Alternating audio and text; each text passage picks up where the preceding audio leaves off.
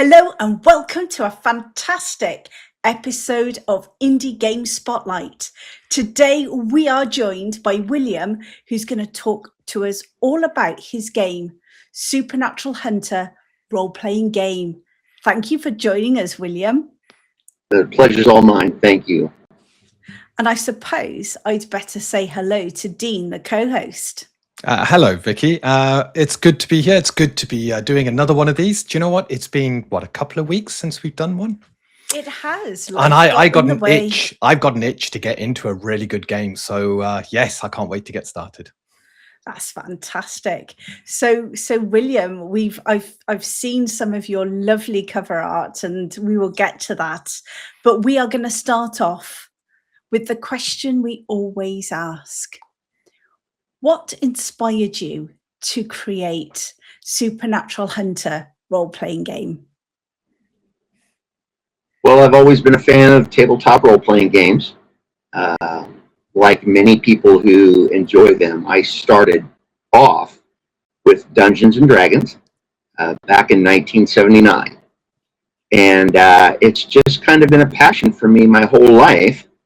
When I conceived of Supernatural Hunter, I was in a bit of a really dark time in my life, and I was struggling with some things and felt really restricted in the things that I could accomplish. And so I just kind of turned inward, and as almost just an intellectual exercise, I decided to start throwing around some ideas and writing them down about a potential game. And I didn't want to recreate the wheel. I wanted to come up with something unique. But of course, cutting my teeth on D&D, everything kind of leads back to that in some way, shape, or form. So the game was actually developed to occupy my time and to get my mind off of things that have been going on in my life. And it just kind of took off from there. Fantastic. If you don't mind me asking, sort of how long ago did you first start working on SHRGP? It was back in, I think, about 2011. Nice. And, you start off with an idea, and then you start thinking, gosh, well, what would be my version of this thing that exists in this other game? So you start bare bonesing it out that way.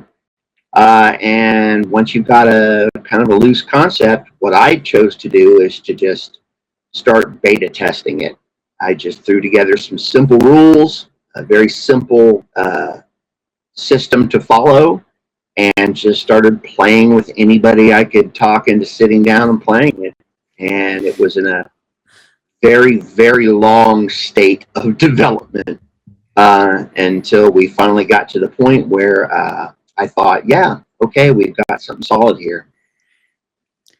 That sounds absolutely fantastic. So I always have this scale, and it normally sends my camera absolutely into a tiz when I do this. But as you said, you've developed a whole new system. So if I take it on a sort of very simple to very crunchy scale, where would you say that the SHRPG sits? Well, I think the characteristic that might actually plug into there between simple and crunchy is customizable. I've included a lot of optional components that allow the game master and the players to kind of tailor their game experience to what they're specifically looking to get out of the experience. The rules are very simple, I think. In fact, once again, to reference my origin, it plays very much along the vein of a Dungeons and Dragons type scenario. However, the stats that you have to keep track of, the resource management, all the kind of nuts and bolts of it are reduced down to a very manageable level. So the game is, I try to gear it towards being able to set and maintain a good pace while playing your session. So I wouldn't necessarily call it crunchy. There's a little bit of math, but most of it's taken care of for you by charts. Fantastic. So it's a middle of the road on the crunch scale. I think so. Yeah, it's a genre-specific kind of game, but I want it to be as accessible to as many people as possible. And I've played the game with people who have been what they call rules lawyers for many years. I have played the game with 50-something-year-old housewives that have never even heard of role-playing games, and the responses have all been overwhelmingly positive. That's great. So because you've mentioned about the fact you were playing D&D before you came up with this, I'm actually going to have a slight departure and ask you, what version of D&D were you playing at the time when you came up with this?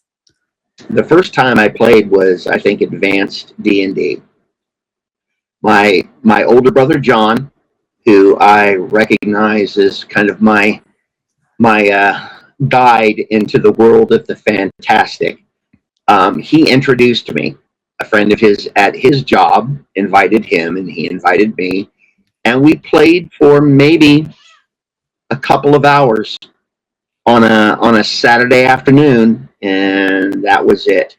And yeah. Fantastic. So that's great, because that gives us that sort of view. Both Dean and I started off with Dungeons and Dragons, so you are not alone in that journey, not alone at all.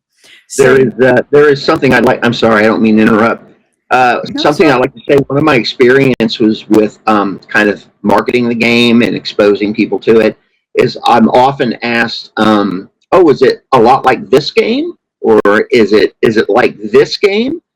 And I always kind of find it a little odd to have to say this, but I have I'm woefully ignorant of most gaming systems. I have not played a lot of games. I could name the games that I played and enjoyed on one hand. But I can say that aside from the very basic structure of Supernatural Hunter, Dungeons and Dragons is probably the only one I borrowed from. But then again, they say only steal from the best. So who knows? that's great. Well, if you ever do want to have a look at some of the other games out there, you could always have a look at some of our other interviews on Indie Game Spotlight. And whilst we're Yes, at it, I have. guys, if you're enjoying this interview, would you do us a favor? Go onto the channel, don't forget to subscribe and share with all your friends. And now let's get back to the interview. So as you are a D&D player, this leads on to my next question. What dice do you use in your game? So Supernatural Hunter is a D100 opposed roll system. Now, the rest of the polyhedral dice do come into play often in rolling for damage or effects of certain actions, but accomplishing a specific feat, something that could potentially fail with a relevant outcome, is determined by a high roll on the D100 with modifiers figured in. So that leads me to, for the D100, do you typically use the 2D10s? Or do you actually recommend the 100-sided dice? If you enjoy divots in your floorboards, then go ahead and use the D100. I'm sure it's also an effective self-defense tool. But for simplicity and for minimized wear on my furniture, I prefer the 210s. That does make sense. We have to admit that we actually purchased some D30s, after a previous interview, and I was Yeah. thinking, a D100, that's going to be like, hello, I've got my dice to roll. So I think that's a really sensible approach. I was given a D100 by a gaming friend of mine, and sometimes I'll take it out and use it to just kind of do like weightlifting reps with it because it's Yeah. metal and it's very heavy. Oh, you need at least two then, don't you? One for each arm. Yeah. Oh, that's just fantastic. So this is where we get to the nuts and bolts. Talk us through the core mechanics of your system. Well, I'll be referencing, of course, comparing to Dungeons and Dragons, so that maybe the uniqueness of the system kind of stands out. So That's fine. you will begin, of course, by creating your character. In Supernatural Hunter, your character does not have a race to choose from. You are a human. You do not choose a class. You are a hunter. The game takes place in a modern day setting. So there's the fantastical element to it, but it is designed to be an hidden element of life on Earth. You are a member of a shadow society of sorts. You are one of the few people who know that evil exists, that monsters are real, and you have dedicated your life to ensuring that everybody else can continue to live their lives in blissful ignorance. So you'll begin by creating your character. You will, of course, some basic information, give it a name, give it a gender. There is no gender bias in the rules. However, you are playing a character in as real a world as we can make it. So you may run into NPCs that have their own biases and own personal opinions of the world. These can be mitigated with the use of specific skills or by a particularly effective means of gameplay. Every obstacle ends up being a challenge for you to overcome. There's a lot of subtlety involved. It helps as a game master to be able to kind of improv and to kind of embody these other people's mindsets. It can be a challenge, but it is very rewarding. So you create your character, give it a name, give it a gender. You give your character an age. There is a mechanic in the game for determining what statistics you will begin with based on whether you are a beginning hunter or an experienced hunter or a seasoned veteran hunter. But that's another optional component. The game can be played quite easily and just as enjoyably by leaving that out and just assuming that that character is able-bodied and ready to hunt. The statistics that you'll keep track of in the game are they're very minimal. You're going to keep track of your vitality. That's, of course, your physical health. You're going to keep track of your reputation. All new hunters begin with a reputation of 0. And reputation can affect the way people interact with you, can affect the prices you pay for materials and supplies, can affect how other hunters in the field will work with you or maybe be resistant to what you do. A really, really great reputation can put you in good standing with almost all of the hunters. However, it does put you on the radar for the really, really bad things who want to eat your face. A really, really bad reputation can actually get you ousted from the hunting community. And if it reaches a particular low, you may be declared what's called a righteous kill, which means you're a monster, and now hunters will be chasing you. You're going to keep track of your money. Resource management is probably the very first challenge in the game, because after you come up with your stats, then we're going to go shopping. There's a mechanic that's used. It will begin at 0, but as the game goes on, it can increase or decrease based upon how the players decide to address it. This is called stain. In the world of Supernatural Hunter, magic is real, and hunters can use magic. However, excessive use of magic is frowned upon by the community. Every time. No, boo! Yeah, exactly. In fact, one of the righteous kills in the game is a magicker.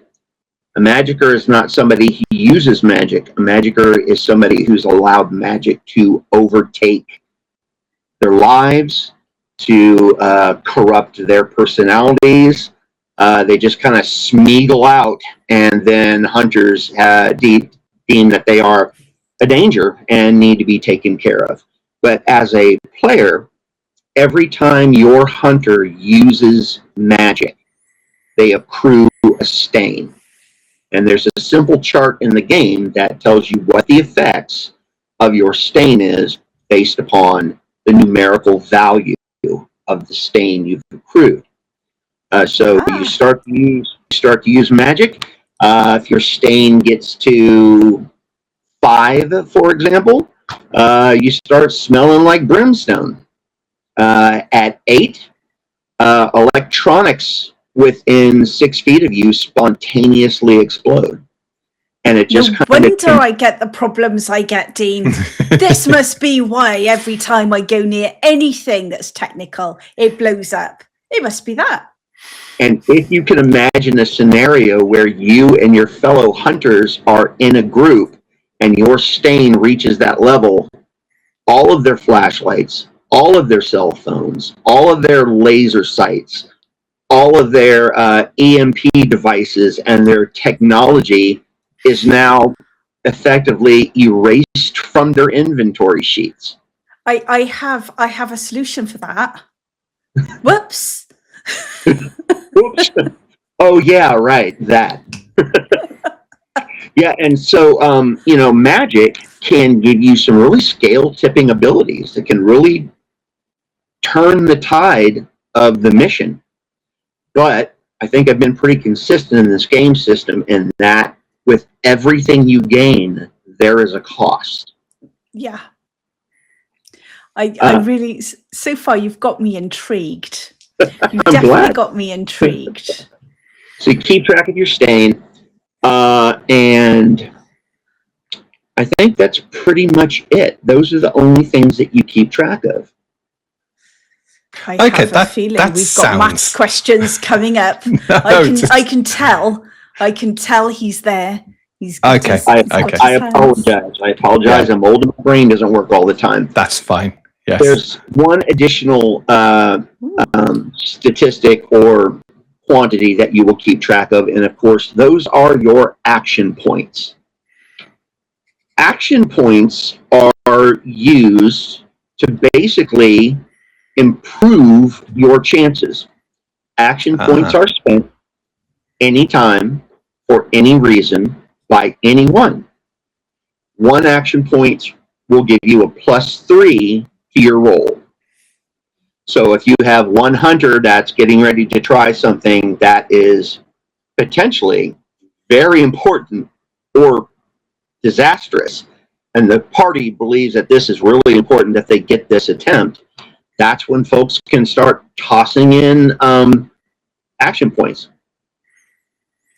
That sounds interesting.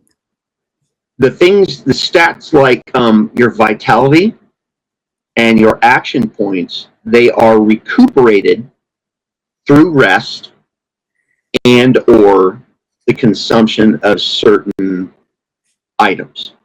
For example, in the game, energy drinks are my version of health potions. And so by consuming an energy drink, you get a few vitality points back. Action points cannot really be regained other than a long rest or through magical means or through the use of particular artifacts. And that are all the stats. So once you've established all of those, then it's time to go shopping. So before you go shopping, I have a couple of questions. And this Certainly. is before Dean jumps in. So we mentioned vitality, reputation, and action points. How many are they? How many do you get, and how do you get them? At the beginning of the game, when you're creating your hunter, you're given a pool. A new hunter gets a pool of 30 action points. Those are essentially divvied up by the player into either action points or vitality. So a new player will start with 30. And then the player can decide, what do you want? Do you want more health? Or do you want to increase your chances of accomplishing things? So there's the variable right there, and that players can decide, yeah, he's not very healthy, kind of squishy like a wizard, but he can really pull some stuff off. And now, of course, going back to the chart that I mentioned earlier about whether you want to start off as a brand new hunter or if you want to start off as an experienced hunter or a veteran, that will alter how many points you'll start with. It can also affect how many points you will get at the end of the game when the mission is complete. Okay. Right. That all sounds pretty straightforward. And it's taken me a bit because I take it then you don't have things like how strong your character is or how dexterous or how intelligent or anything like that. Yeah, so there are no ability stats or characteristic stats in the game. Those are, well, once again, they're customizable in that your strength or your perception or your intelligence can all be modified or increased through learning skills.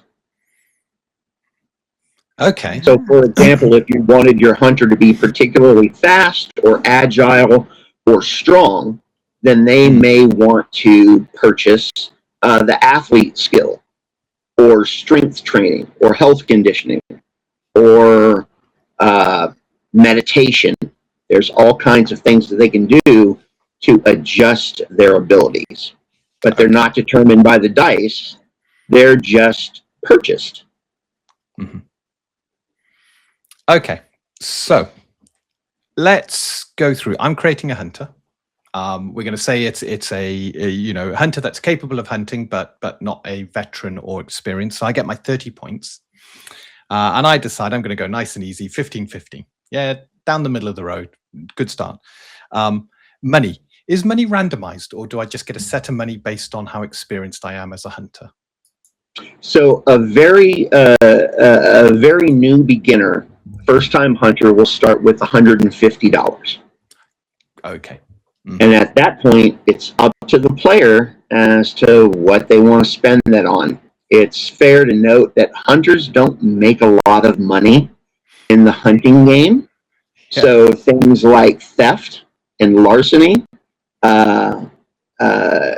circumventing security systems and taking things in the field, they are not frowned upon by the hunter community. Getting caught is frowned on by the hunter community. Brilliant. I love it. I do. So I've got my $150. So I'm not going to spend it all at once. How do I now go about defining the character through skills? So how do I acquire skills? Do I get a pool of skill points or something like that? How do I now finish off that part of the creation? So skills are purchased at level 1 for $20 each. Oh, so use your money to buy your skills. Just like in real life, if you want to be better at your job, you have to pay to educate yourself or train yourself. You have to invest often your finances in the development of your vocation, and the game reflects that. So we're talking about deciding how to create a specific type of hunter based upon their skills. So in skills, there are 4 categories or schools of training. There is academic, which is anything from a historian, a person who knows languages and artifacts, histories and cultures, anything from psychiatry to medicine to chemistry. Then there are trades skills.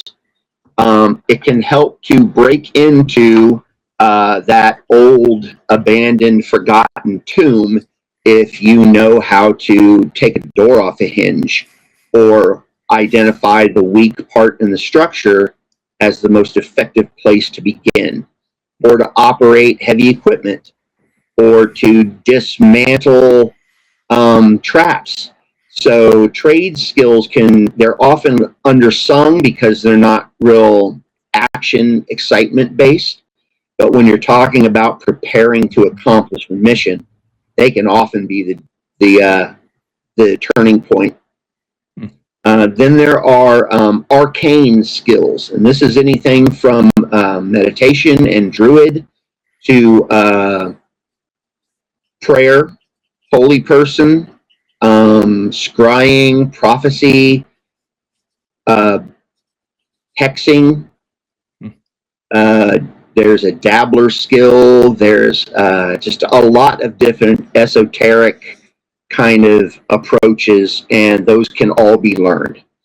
Then lastly, there is combat. Combat, of course, it's implied that during the mission, at some point, someone's going to get a boo-boo, and hopefully it was you who gave that boo-boo to the someone.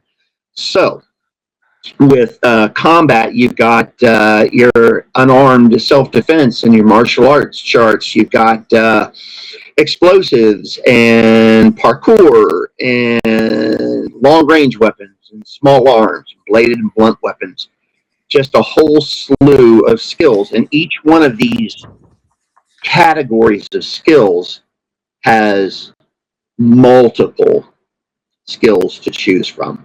So as far as designing your character, if you want your character to be a tank, then you're going to want combat skills, and you're going to want athletic skills, and you're going to want things that are going to help you to protect yourself, to maybe attack at range. Military bearing is a good one. It allows you to keep from freaking out in the middle of combat. It can also help you to avoid accidentally shooting one of your fellow hunters. So you'll start off by getting those skills. And I say start off, but the truth is, this is really kind of an interesting part of the character creation, because if you have all your players sitting at the table creating their hunter, then this is where strategy starts to come in. There are certain things that you certainly want to consider doubling up on. Medical skills is one of them. I encourage players to always have a firearm skill. It doesn't hurt to have a bladed and blunt weapon skill. However, if you find yourself needing to use this skill, something has gone horribly wrong. This is not a skill that you use to kill a monster. This is a skill you use to put some distance between you and the monster. So you'll purchase your skills, but also, because you're budgeting, you have to keep in mind that you also have to buy your equipment and your weapons and your supplies. So many hunters often start their first mission not well equipped. And so there's the uncertainty of am I gonna be able to find the things I need in the field? Or am I just gonna get sent back in a box? Yeah. It's a little bit scary. A little bit scary indeed. It It's a is. horror-based game, so I hope so. Yes. Okay, so I'd like to, if we can, delve into how the skills work now, because character creation actually sounds quite. I mean, it's straightforward, nice and easy. There's a lot of things you need to balance, which I love about things like character creation. But looking at a skill, if we take something like firearms, how does the skill actually work? What does it allow you to do, and how is that mechanic done? So skills are purchased, for the most part, they are purchased at first level. The majority of the skills that you can purchase are four-tiered.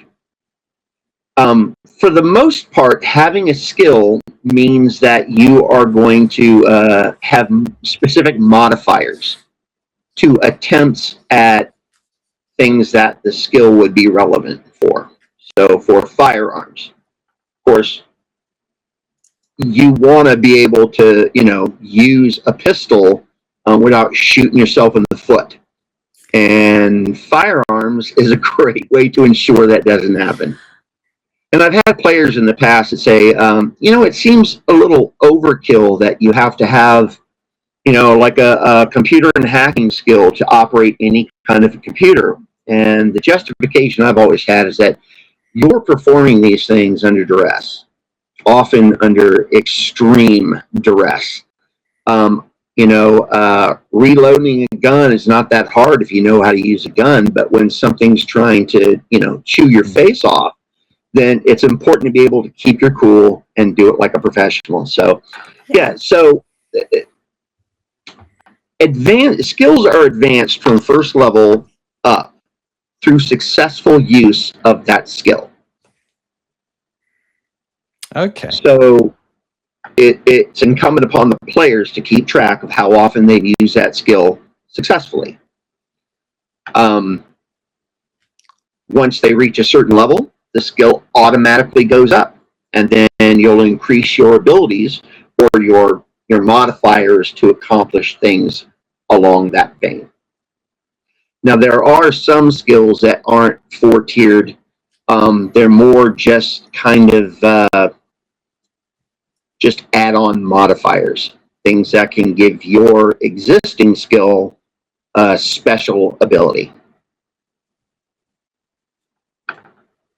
Okay, so this would be like, I want to be really strong. So I would take a skill that is all about me just being really strong. So any skills that utilize that kind of strength, I'd get a bonus to. Right. Yeah, and there's another component to the skills that I'm pretty proud of, and that's the mechanic of combining skills. So if you have, say, for example, you have a lock-picking skill, okay? Larceny, for example, you have larceny, and you have another hunter that has military bearing, or better yet, meditation, okay? Then you could have your larcenist attempt to pick a particularly complex lock. And your second hunter can use their meditation to improve their chances of completing that task. And in a situation like that, we would have each player roll, combine their rolls, and if they beat my roll or they beat the game master's roll, then they have successfully combined two skills to create a special ability, something that was previously non-existent for the primary hunter. So in this case, in this scenario, the larcenist may now be able to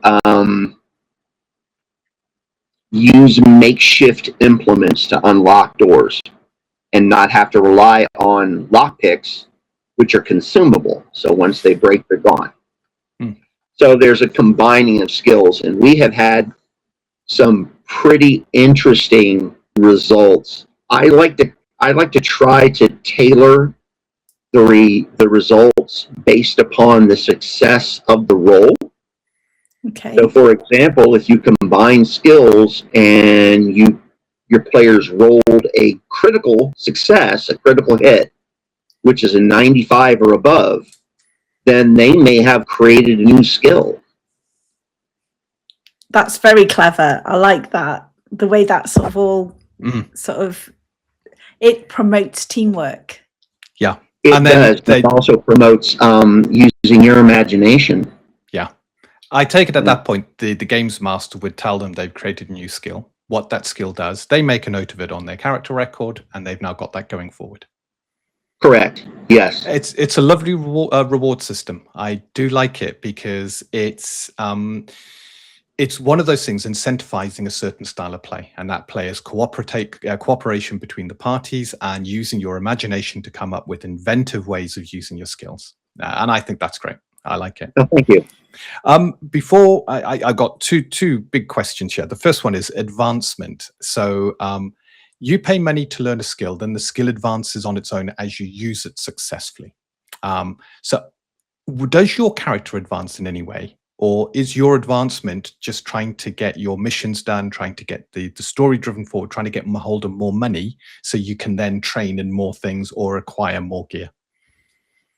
Well, the short answer is yes. Now, I would like to point out in Supernatural Hunter, there is no level system for players. Yep. There's nobody levels up. Nobody gets experience points. There's no such thing as experience points. You get reputation points, and you, upon completion of the mission, normally part of the rewards are additional action points, which of course can be used to increase your health or to give you more chances to accomplish things. Okay, so action points seems to be the sort of the better reward in that it means, and this is why if you create a more advanced hunter, more experienced hunter, you start off with more action points because you've accrued them in gaining that experience. Right. Yeah. Okay, that is fantastic. I'm now coming back to skills because I am very intrigued with skills.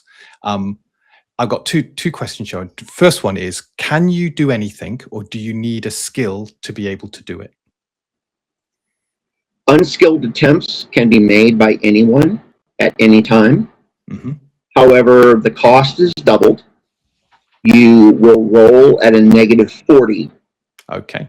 When you say the cost, is that the cost of using action points to bolster the skill attempt?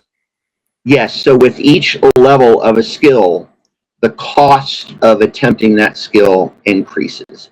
Okay. Often level 1 will just cost you 1 action point. Level 2 might go up. And of course, depending upon what you're trying to do, for example, if you are using a magical skill, then you have that skill which enables you to perform magical feats. But depending upon what you're trying to do, the cost of the action points may be significantly higher. For example, if you are performing a ritual, and the ritual is to bind an angel, then that's going to be a lot of points, not something that brand new hunters would be able to do. And of course, like I mentioned in the past, everything given has a cost. So failure to that particular task could be devastating. Yeah. Okay, that's giving me a better understanding now. I'm coming to the nuts of this, which is how does the actual skill mechanic work? So let's do something nice and simple. I've got the larceny skill. I'm attempting to pick a lock on a door. How would that go down? How would I know what numbers I'm using and what I'm adding together?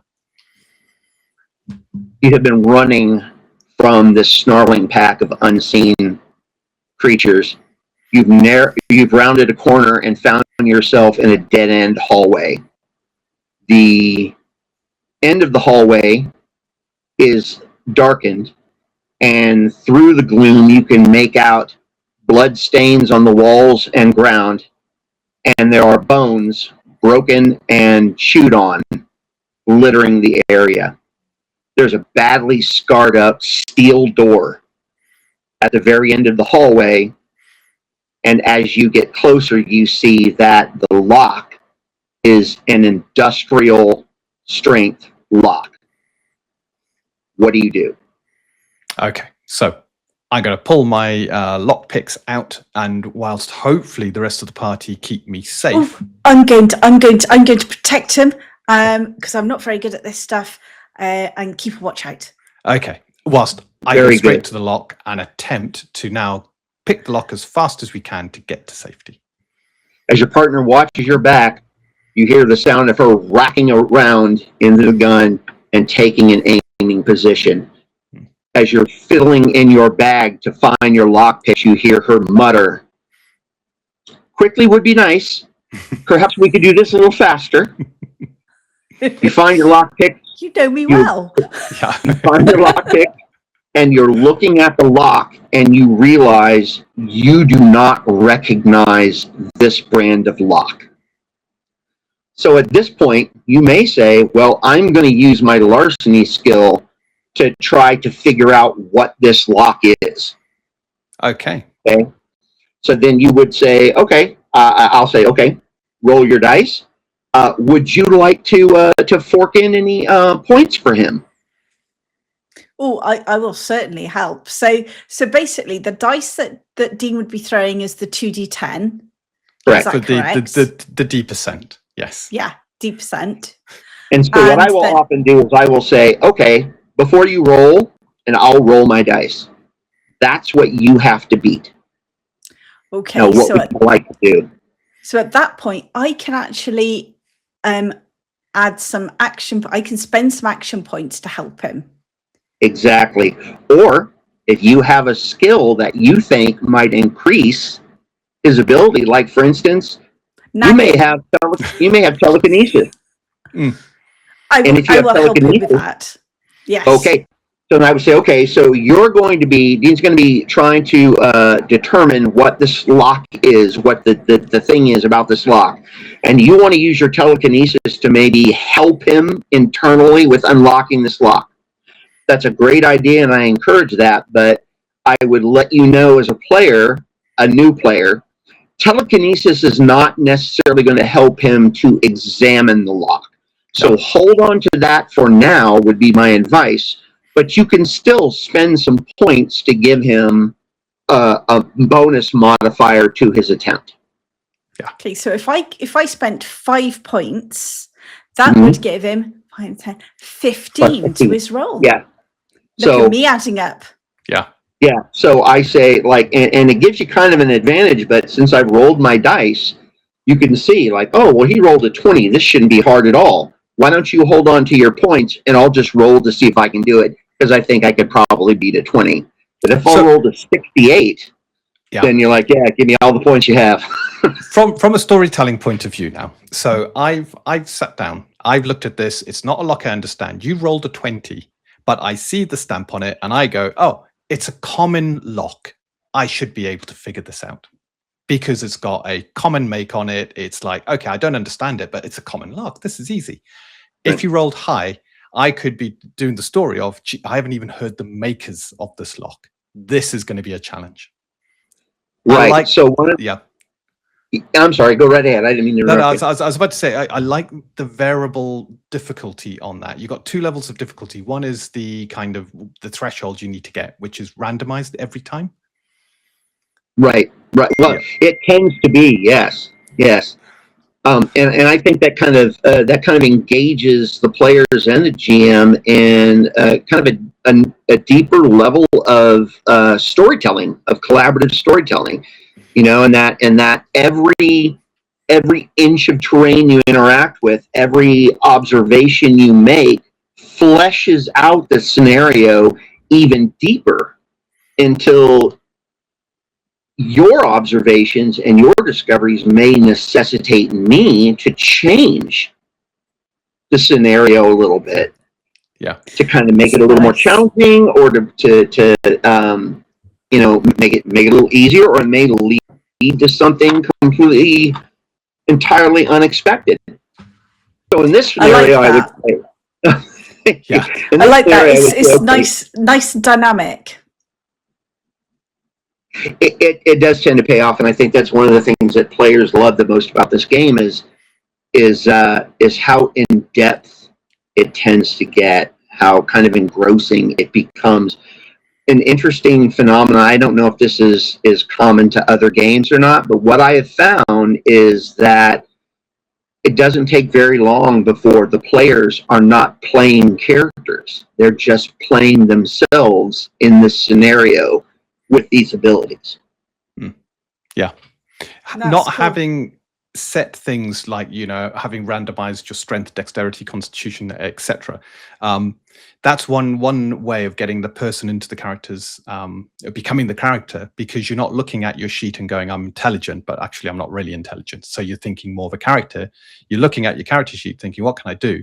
And then it kind of it sits differently. You're looking more at what are my capabilities, and then what situation am I in? How can I use those to to help the group? So Yeah. we got this lock. I am now looking at trying to figure out what kind of lock it is. Let's say it's a nice Right. easy roll.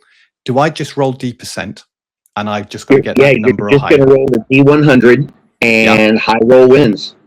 Okay. Do I have to beat your number or equal it? You have to beat my number. However, if in combat, when we're rolling in combat, for example, that's when critical hits and critical misses come into play. Mm-hmm. And so those can, there are charts in there. There's critical hit charts, critical miss charts. There's variations between bone injury and flesh injury, things like that. But that can drastically change the scenario as well. But it also gives you a better chance of beating me, because in combat, a critical hit is a 95 or above, regardless of what I rolled. Or if you roll, I believe it's 50 or more above what I rolled, that's a critical hit as well. Okay.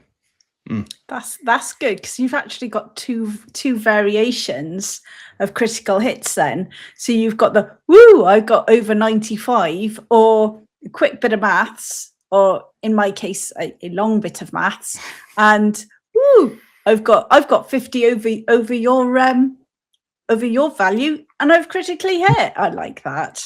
Exactly. And so in combat, when you roll a critical hit, I'm going to give you an option. I'm going to say, one, you can roll, or you can just do full damage with your weapon. Whatever damage your weapon does, you just have done it. Or you can, no, I'm sorry, you can do double damage, or you can do normal damage and go to the chart. And if you go to the chart, then we're going to decide what actually happened. And the chart is not a guarantee. If you rolled a critical hit and you go to the chart and you roll a particular number, then the result may be that you now have to go to the critical miss chart. It's the randomness of life.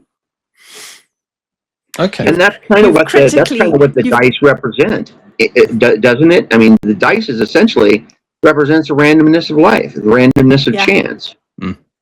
Yeah, it does. And that's one of the reasons I think so many of us actually enjoy role-playing games, is because not only are we telling epic stories together, but we are also using that dice to sort of indicate how lucky we are, indicate how good we are at something, and to demonstrate that no matter how prepared you are, sometimes things can go wrong, or sometimes things can go very, very right. In spite of your best efforts. Yes. Yeah. Yes. Yeah. But in this game, and I'm sure it's like this in other games as well, but in this game, you can have an effect on that. You are empowered to sway it in your direction through the use of modifiers or help from your friends, or using magical artifacts. Or, for example, in the scenario we've been discussing, let's say that during the creation of your character, based on your backstory, I may have awarded you certain things. For example, I may have said, well, because your uncle, sadly, though he died in jail, was quite an accomplished lockpicker. And so you have inherited a very special set of lockpicks that are always going to give you a +10 to pick a lock, and they do not break. So at this point, you can say, now that's changed the scenario. Now you can go, okay, well, I don't have to worry about breaking my lock. I just need to figure out what this thing is so that I know how to pick it. Yeah. And that's when you might roll your larcenist skill, or if you have a mechanics skill, you may roll that, and it may reveal an article you read in a lockmakers magazine some years back, and then you go, oh, okay, all right, okay. It's a triple tumbler with a switchback mechanism, and so I need to be careful with the spring. And yeah, this is a McGillicuddy 9000, and I read only 12 were made in the world. I can't believe one's here, but I think I got this. And then at that point, I may say, well done. You have identified this thing. It is not an easy lock to pick, but I'm going to give you a +2 to your roll because you've recognized it with a very clear recollection. So now you've already got a modifier to your roll, and I'll say, so, oh, and incidentally, you rolled for that, and that was a successful use of your skill. So jot that down, put a little tick mark next to your skill, and that'll help when it comes time to advance it. Now what do you do? And then we would just proceed on like that. Okay, so say it is a very advanced lock. You're going to roll D% to set the threshold that I need to beat. Will you also then apply a penalty to my roll based on the fact this lock is very difficult to pick? So what I do is I just roll what I roll, and the players can do the modifiers. And I let my players know that at the beginning of the game. Listen, I'll have a brain fart if I have to keep track of everybody's numbers. So you guys are going to have to apply your modifiers before you roll. I won't do it for you, and if you don't, it just won't apply for that turn. Okay, so even though the lock is difficult, there's no penalty because the lock is difficult. Is that correct? Yeah, if you had attempted to just pick it without identifying it first, then it would have probably been harder. Okay, so at that point, you just say, you're about to make your skill roll, you've got -20 because of this reason, and then you leave the players in to sort out the maths and do their roll against your D%. Correct. Brilliant. Okay, so there's still a modifier for how difficult it is or how careless the players are. Exactly. Yeah. And now, if you don't mind, I'd like to present something that I hadn't mentioned before. Let's stay with this scenario. You've identified it. You have your modifiers. Your fellow hunter, who is now chewing her nails to the quick because the growling and snarling is getting closer while you're over there going, what is this thing? You roll to unlock the door, and you fail. No. Yeah. Exactly. Oh God, oh God, oh God. So, like, oh no, what do I do? There are skills in the game that are meta skills. These are games that do not apply to specific tasks, but rather change the process or the effects of the actual gameplay. For example, there's a skill called Monkey Nuts. I love that name. If you use Monkey Nuts, and anybody can use it, it's not a skill you have to buy. If you use Monkey Nuts, that forces the last roll of the dice on the table to be void, and you have to roll again. So actually, that's really nice. That reminds me of something we've got, which are destiny points that allows you to rewrite destiny.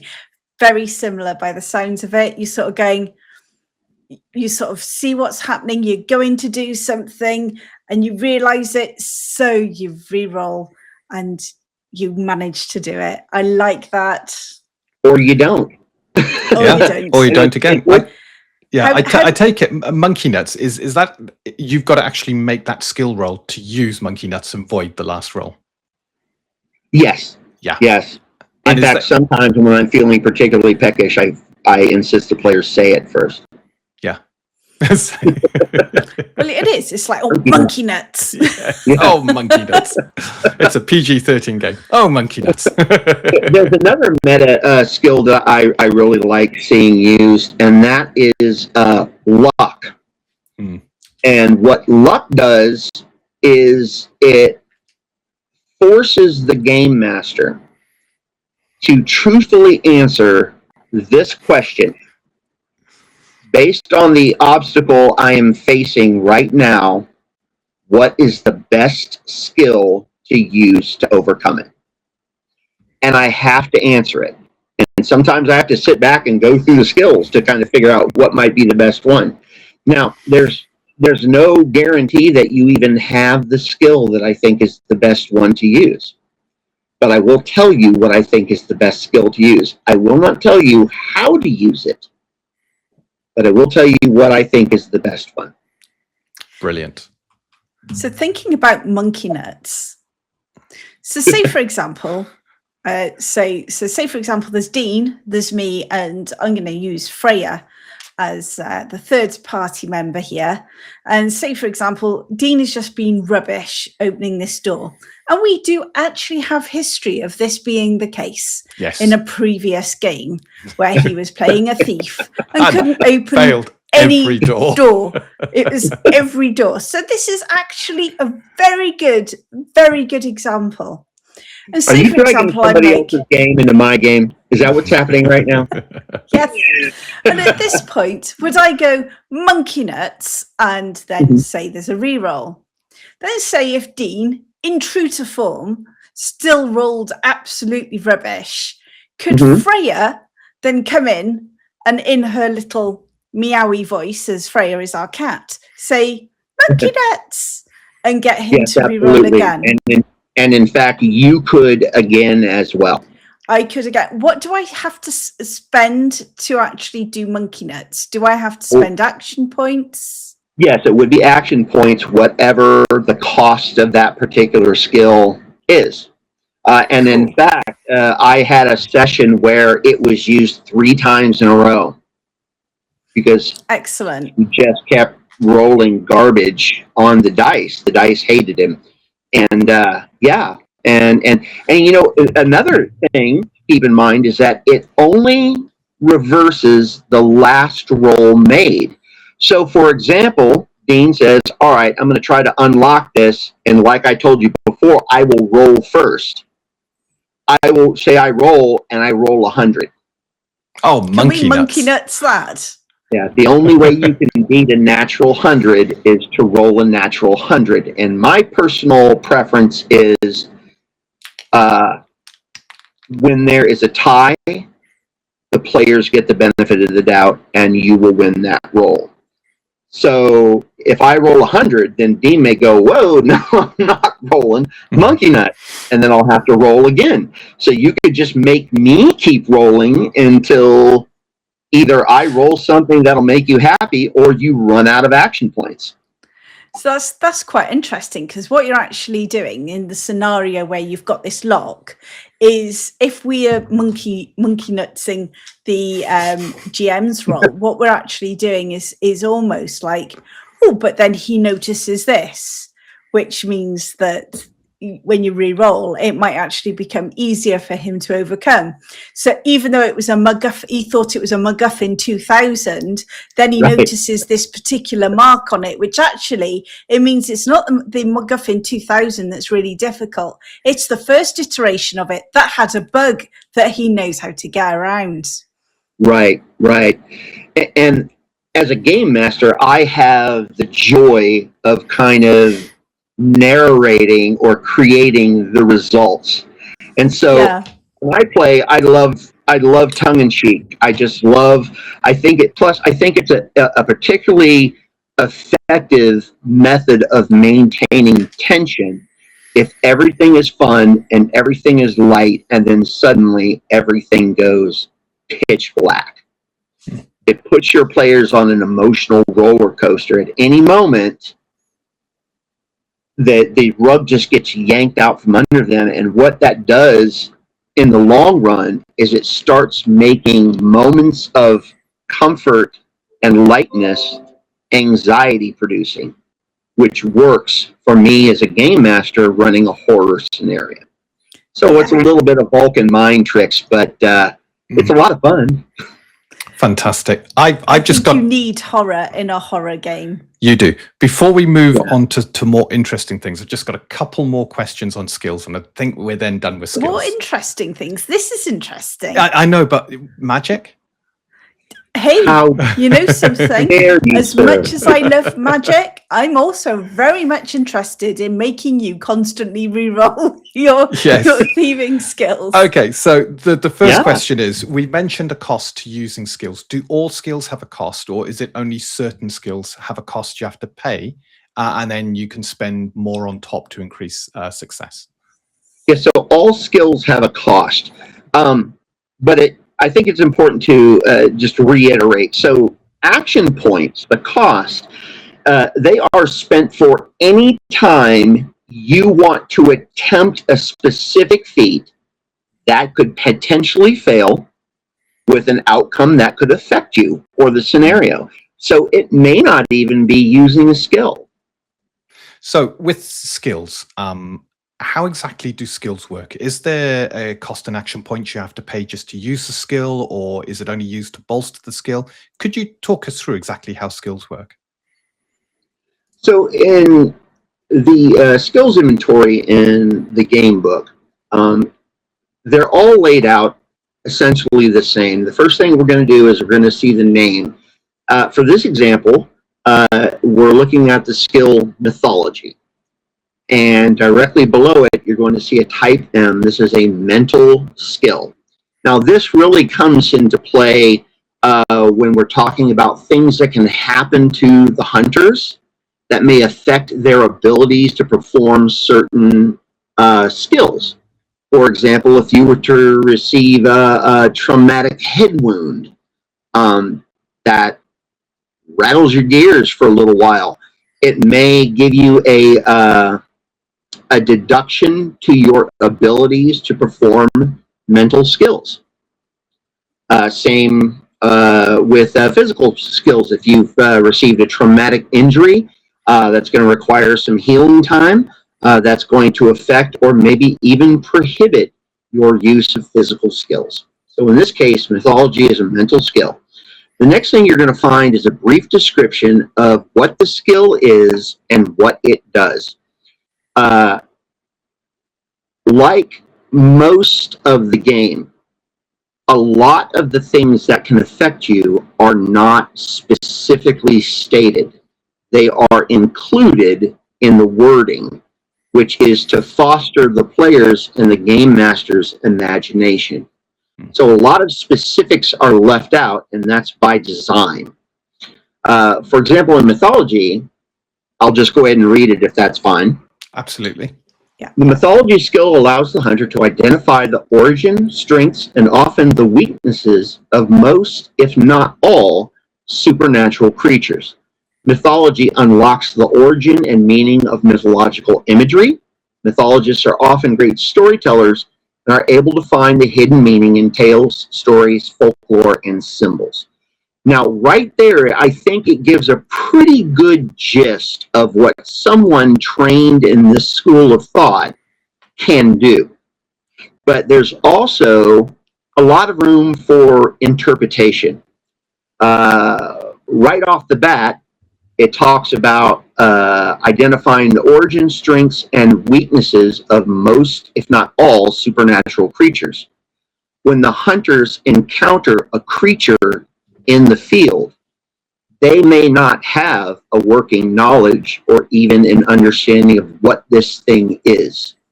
Somebody with mythology may roll to see if they can identify it and thus know the best way to fight it or to kill it or to keep it killed.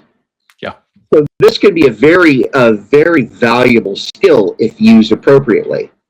Mythology unlocks the origin and meanings of mythological imagery.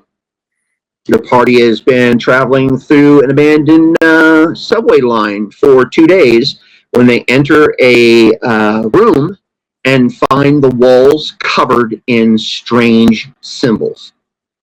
So the first thing you might want to do is you might want to have somebody with the languages and artifacts skill examine that to see if there are any languages inside of this graffiti. There may be hidden messages. And say, for example, they do this and successfully identify a series of words that are not English. In fact, they seem to contain more symbols than anything else. Then the mythology skill would come into play, helping them to decipher what it means, to tie it to any mythological origins. Could be a description of an artifact, or it could be a warning. You never know. So they're often great storytellers, which can play into interacting with NPCs. Say you have somebody you want to convince of something that is not necessarily true. Subterfuge is a skill that you might use to skillfully lie to that person. But if it appears that this NPC is highly educated and maybe specialized in the topic you're discussing, you may want to combine mythology with subterfuge to give it a little more believability. So there's a lot of different interpretations. There's a lot of wiggle room there. But it just, every skill you use opens up the possibility of taking the story in a different direction, or creating your abilities, modifying your abilities. The potential is endless. Okay. So I have a question, just looking at this on the screen before I take it away. And it says for mythology, for the abilities below, so you've got as standard, you can use your +5 to identify creatures and significant weaknesses, etc. But then underneath there's some additional abilities which requires the use of journal. Now, does that mean that as someone who is really into their mythology, that I'm wandering around with my journal and I might be going, hang on, I'm sure I've seen this before, and going through?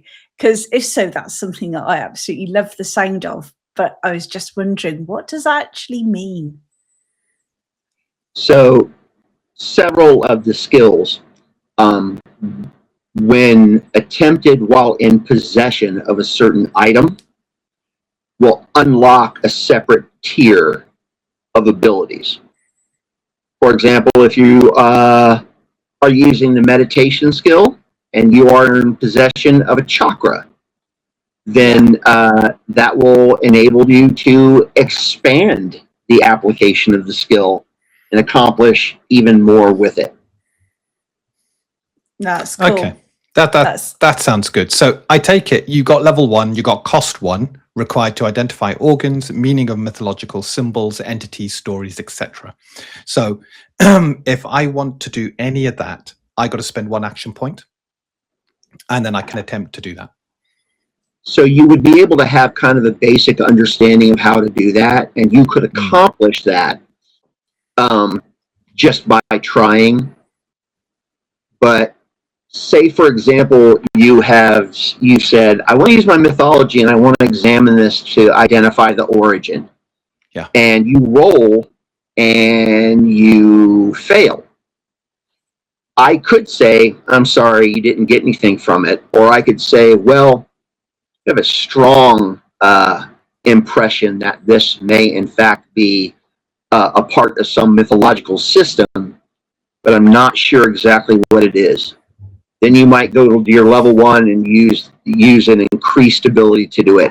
That's one of the things about skills, is that using a skill once will give you a successful result. But when it comes to investigating or analyzing, things like that, one success may not reveal everything there is. Okay. So that's where the I'm just wondering, the cost you've got listed there, that cost, is that 2 seconds? That cost, is that how many action points you need to spend when you're making a skill roll that has a potential downside, failure state. Correct. Yeah. And then if I want to increase the odds of succeeding, I have to spend additional points on top. And that's why the level 4 costs 4 points, but then it is to give me what is it, plus 15 to identify creatures' most significant weaknesses. So that's where we're going up against a powerful creature. I'm spending 4 action points because I want to try and analyze its weakness so we can kill it faster before it kills us. That's correct, but it's important to point out that unless you have 4th level mythology, you can't that access level it. won't be available to you. Yeah, absolutely. So you want to use mythology a lot to level it, but at the same time, it's costing you action points. It leads me to the next question, which is, what happens when you run out of action points? Well, you essentially cannot successfully attempt a skill.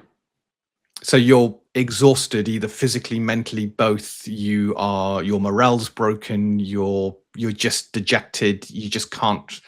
You got brain fog. You can't think. You can't. You're done. You're done for the day. Yeah, correct. In all transparency, it's just a mechanic. It's just a thing to mitigate success and failure, wrapped up in premise. Yeah. It's So if you ran out of points, other party members could, of course, spend their points in lieu of you. So yeah, essentially, if a hunter runs out of action points in the middle of the mission, they're going to need to get them back, of course, by resting undisturbed for 8 hours. That's considered a long rest. And there's actually mechanics that apply to that, rules to apply to that, and that if you rest, but you only rest for half the time, then you have to decide what you get back. Do you get back all of your action points, or do you get back all of your vitality? So that can be a difficult choice sometimes. Yeah. So yeah, now, of course, if you want to attempt one of your skills, another hunter can spend some points for you, and it'll have the same effect. But now, I mean, you can always, now you can't do an unskilled attempt because you still have to have the points to try to, make any kind of an attempt. But another hunter could spend the action points on your behalf. Yes, that's correct. Yeah. Okay, so effectively, your action points. Hang on. Your action points for the group are pooled in a sense, because you can spend points to help each other or to help someone use a skill. Right, and it's a great mechanic for revealing self-serving versus altruism. Yes, Yeah. I was about to say. Determine who the rogue in the party is real quick. Yeah, you're not pooling them because then the individual has to decide whether they're spending the points or not. And Now, I think that's good party will make sure that their healers, their medical people, they keep those points as long as they can. Yeah. That's superb. So where are we? So we've talked about characters. We're all the way to spellcasting now. My favorite bit. Your favorite, because I think I know we haven't really talked about gear, but we're gonna do spellcasting first, and then come back to gear. We think. are indeed. But before we move on to spellcasting, I'm going to remind everybody who is watching Indie Game Spotlight to, if you haven't, subscribe. Don't forget, any questions, pop it into the comments. It all helps us with the algorithm, and the further we can get out, the better. So please don't forget to like and subscribe. And with that, we are on to spellcasting, which is my favorite bit. And I'm a little bit concerned about this because I've heard this stuff called stain, and I'm not so keen on something that's going to stop my spellcasting. Either that, or I'm going to be hunted down rather sharpish with how I play my spellcasters. So give me an example. Take me through. how does spellcasting work? And if I was going to play a character that wanted to focus on spellcasting, and I hung. What was that? That's restream. Wouldn't worry That's about restream. it. Carry on. Yeah. So if I wanted to play a character that was focused on spellcasting, what sort of things would I need to take, and how do the mechanics work? So in Supernatural Hunter role-playing game, magic is real. It is kind of like the Force in Star Wars. It is everywhere. It flows through us and around us. What we know about magic is that it is inherently wild and unpredictable, and it is breathtakingly attractive to people. It is seductive in a way that no other thing is. And that's where the danger lies. And that's where we end up separating the magickers from the people who use magic. So magic, in essence, the use of magic is just using symbols and practices and words and rituals to channel this, hopefully, into an outcome that you are wanting. Okay. How you do that depends on what skills you have. So, for example, I'm looking at the arcane skills in the book, and the first one is alchemy. And alchemy is kind of it's almost like a combination of science and magic, probably about the closest thing you can get to it. Under the righteous kills, or in the game it's called the critter catalog, alchemists are considered magickers, and they are specialists in golem creating. Ooh. So an alchemist, as far as a critter, can choose to work in varying different disciplines of golem work. Garbage golems and elemental golems, wood golems and flesh golems, which is the one school of magic that most alchemists frown upon. I would have thought so. Yeah, they're the weirdos. They're the ones that bring a lot of heat. And the last thing someone who has to hide from the hunters wants is someone out there attracting a lot of attention. So alchemy is one of them. We have arcanum, which is what's required to perform incantations and magic rituals. Ooh, nice. And then, I mean, there's astrology and dabbler and druid and empath and fasting and all those good things. But the third one I wanted to talk about is hexing. And hexing is pretty self-explanatory. You create a symbol, and when the symbol is activated, it releases the prescribed response. Could you sort of do that symbol in the air sort of thing? Is it that sort of, or would it have to be, or is it something you have to create? Yeah, so they actually have to be a visible image, or at least they have to be a physical, tangible image. They don't have to be seen by somebody to activate. They can be activated by proximity. They can be activated by a verbal command, a hand gesture. They're great magical booby traps. Yeah. It's say you want to, you need to rest. Your party needs to rest. A great hex would be one that you hex on the door and it turns the door invisible. It removes it. It just makes it appear as if it is the wall. That gives you an opportunity to create a safe room that you can rest. So yeah, hexing requires a little bit of preparation.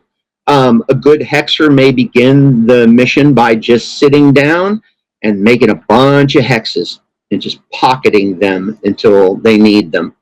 I had a player one time that hexed a deck of playing cards. I had another player that hexed poker chips. So they just carried around a bag of hexes.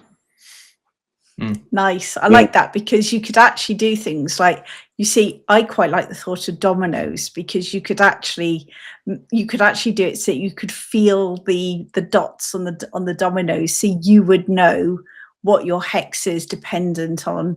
Oh, this is very exciting. I quite Absolutely, like that. yeah. Now, So the one surefire way to nullify a hex is to just destroy it before it goes off. So, say you come across a hex on a wall, all you'd really have to do is pull out your knife and scratch a line through it, and it's destroyed. It's nullified. So they but can be if very powerful, but they're proximity, also right. but if Right. proximity triggers it, actually trying that could actually set it off, couldn't it? Right. So if you have somebody that has the hexing skill and also has the artist skill, they could foreseeably make a little money tattooing hexes. So it's all just, up to the players as to what kind of opportunities they want to create. Just requires a little creativity. Okay, so I've got my bag of dominoes with my various hexes on it because that's what I've suddenly decided I'm going to carry around, and I want to actually use one in combat. Mm-hmm. Now, I'm assuming because I can prep these beforehand, would I have used action points and depleted my action points in creating them, or do I use my action points to use them? Yeah, so you would first off probably deplete your action points creating them. As a game master, you may tell me your intentions. I want to spend a whole day making these things, and then I would have to figure out the math of it. Okay, so let's say for expediency's sake that you're going to attempt to make 30 of them. Say you've ordered a bag of 30 dominoes from Amazon. They've arrived, and you've got your Sharpie, and you're ready to go to work. So what we're going to do is we're going to say every time you attempt to hex a domino, you're going to be doing 3. Every attempt will give you 3 hexes if you're successful. However, if you fail the attempt, the materials you are using are destroyed, and you will have to go on from there. Okay, so say for example, I've decided that today I'm going to sit down and I'm going to make all these hexes. Does that mean that they last until they're used, or are they only, or does my Sharpie rub off at all? So the Sharpie won't rub off, but if we're talking about circumstances that could affect them, if the bag catches on fire, they're all just going to melt. You're not melting my dominoes. But I know. What I'm trying to figure out is if I decide I'm prepping for a mission and we're going to go off on this mission, I've actually going to prep some things that help door opening, because I know what the thief I'm going with is like. So I'm busy creating these hexes so that I can blow this door up if my thief fails. Okay. Highly likely I'll need them. I decide I'm going to need a lot. So I sit there and make them. I also make some that I could use in combat and stuff like that. So I have my little bag. Will they last? So then I'm quite tired because I've spent all day doing my hexes. Nobody understands how difficult it is to be creative. I need a rest. Will they last to the following day? Well, assuming that your stain hasn't gotten so high that as soon as you close your eyes, somebody puts a bullet in your head, then you'll be able to rest, and they will remain effective unless they are damaged. So one thing you might want to consider if you're going to follow this plan is hexing a container. Yes, that would keep them protected from the elements. Or here's a scenario, assume you're in the field on your mission and suddenly you step on a hex that was hidden and it sets off all of your hexes in the bag. You know something? We never ever hex a D4. Just saying. No. And we never use Lego either, because that could be really dangerous. Right. Did one go off? No, I stepped on a pull out his Lego. Oh, I And could just Dean, see she's that. yelling at you because you keep leaving your Legos all over the place. No, it'd definitely be me. It would definitely be my Lego, and it would, because I am the dropper in the relationship. You see, the reason Dean has the nice books behind him is because he's a putter. The reason I have a curtain behind me is because I am not. And there is just carnage. It's a Take pile no of attention drop to stuff that, behind fine. Vicky right now. Yes. So Oh, the hexes, anyway. there's a list of hexes that you can do, and they actually vary by the difficulty level and the effects. So there's minor hexes, there's medium hexes, and major hexes. A minor hex might be able to return an object to its owner. So if you have something you definitely don't want to lose, hex it with that, and if it disappears, it will return to you. Yeah. A medium hex would be, for example, creating a protective barrier around you, which is essentially magical armor. It would give you a +10 to your defense. And then there are major, for example, bind a major angel or demonian.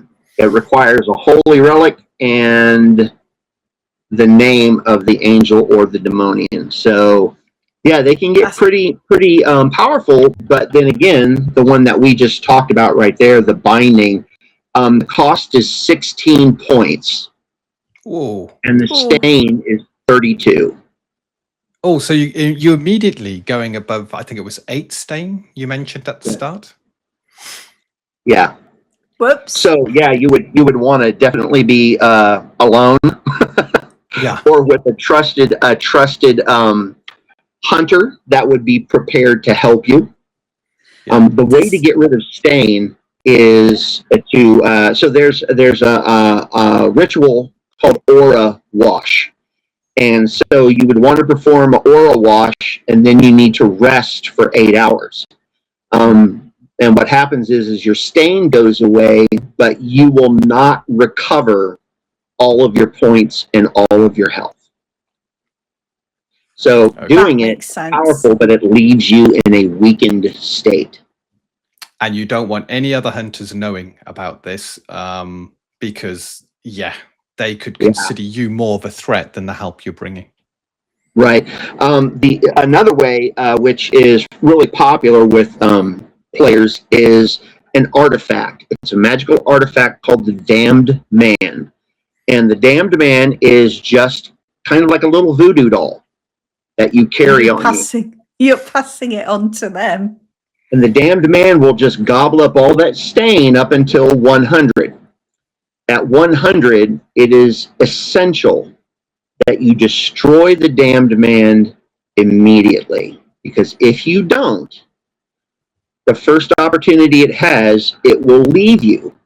It will just escape and run off. And at that point, it will begin to undergo a metamorphosis. It will start to change into a creature known as a hex fiend. And the hex fiend will watch you. It will follow you, and it will grow and change and become you. And then it will kill you and replace you. Okay, I don't like the sound of that. Dangerous stuff, magic. Yeah, yeah, that brings back flashbacks from that time where I had a clone running around, and if we were on the same plane together, we were going mad. So yes, that's bringing back flashbacks. That's it now. I'm traumatized. So magic sounds suitably horrifying. I like it. I like it though. I have to say, you'd think it would put me off wanting to play a magic user, but oh no, I really like the sound of that. I do like that. Now, you mentioned healing before, because you said about your sort of healers and stuff, you always want to leave them with some action points. So is their healing magical? So there is magical healing. I believe the most common would be artifacts, things that just kind of trickle your health back to you over time. The most expedient healing, however, is just plain old doodah medicine. There are skills that you can employ to create medicines and healing supplies from things you find in the field. With the right skills, you can turn a bottle of bleach into a disinfectant that can be used to clean wounds and kill infection. With the right skill, you can take moldy bread and turn it into penicillin. So through the magic of make-believe, there's all kinds of ways that an experienced and skilled hunter can increase your chances of healing. Then there are consumable items that you can buy. Of course, the energy drinks. You can drink those and they'll give you back a certain amount. I usually throw in different versions of energy drinks based upon where the players are. I have a mission that's kind of inspired by Children of the Corn by Stephen King, where you find yourself in a forgotten town. And of course, the version of the energy drinks back then are the Vim and Vigor. Yeah, coffee. Yeah, so you drink those and they'll give you a little bit more, but they can also have side effects, so you just have to be careful. And then, of course, there is aspirin and penicillin. There is first aid kits. Yeah, 3 tiers of first aid kits, a defibrillator, and of course there are varying skills to go along with them. Those are all consumable items, so of course, once you use them, you're expending resources. And money. And then the party has to start looking at things like, well, Malcolm is a great guy and all, and I respect how he and his family have sworn off firearms, but he keeps running into combat with a claymore, and he keeps getting shot in the back. So do we really want to keep spending our resources bringing him back, or do we just remember him fondly? That actually brings me on to my next question, which is, when you're dead, are you dead? Or can you come back? There's dead. Yeah, there's dead or dead. To quote Billy Crystal in The Princess Bride, he's mostly dead. So when you reach a 0 vitality, you are essentially unconscious and unable to respond. At that point, you have an 8 base vitality. So, say for example, you are struck and dropped to 0, you fall to the ground, you will remain at 0 provided you're not suffering some kind of injury such as a bleed out, or you haven't been poisoned, something that's going to continue to kind of nickel and dime your health away from you. If that's not the case, you will lay there at whatever you are at until somebody can come and bring you back.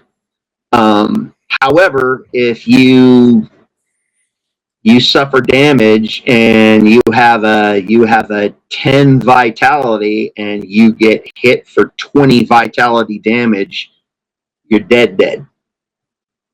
You're only coming back to rerun. So you double your vitality damage. So if you go more than your vitality level. So when you're brought to 0, you can go to a negative that has to be less than your vitality. Right. But if the negative is greater than how much vitality you had, you're dead. Yeah. I was trying to work out if it was double your vitality or if it was just overall it's double. But on the range, you have your vitality. You go down to 0. You can hit a negative that has to be less than your vitality. So if you've got vitality 10. Yeah, you can only you got to go to -9 to be okay. If you hit -10 or greater, you're then dead. Well, at -9, you're dead. Well, no, that's true. At -9, you're knocking on heaven's door. But Yeah, so nobody might want to make sure you don't sneeze around you or something like that, because Yeah. it's not going to take much to shuffle off that mortal coil. Yeah, watch out for those D4s of that Lego. Definitely. Indeed. So say for example, you know, Dean didn't manage to get the door open. What a Again. surprise. This great big thing came along, mauled me, and I'm there, dead.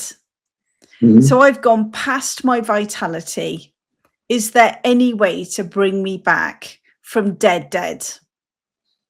Well, if somebody in your party had the necromancy skill, they I'm could not coming probably back. keep you around as a doorstop or something like that. You could try petitioning angels. That doesn't normally go well.